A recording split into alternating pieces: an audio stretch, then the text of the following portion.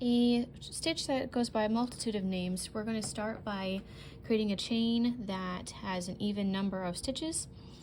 We are then going to go into our fourth chain from the hook to do a single crochet stitch.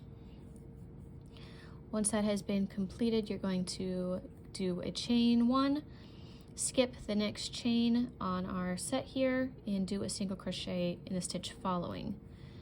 And you are just going to follow that pattern of chain one, skip a stitch, single crochet into the next,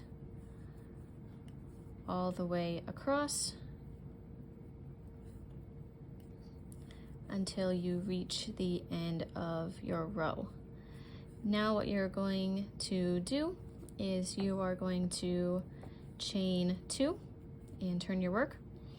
And what we're going to do here is we're going to do the same thing, but we're going to skip all of our single crochets from the previous row, and we're going to single crochet in all those gaps that were made by the chain stitches. So we'll go into here like so, chain, skip the single crochet, go into our chain stitch, and so on and so forth all the way across.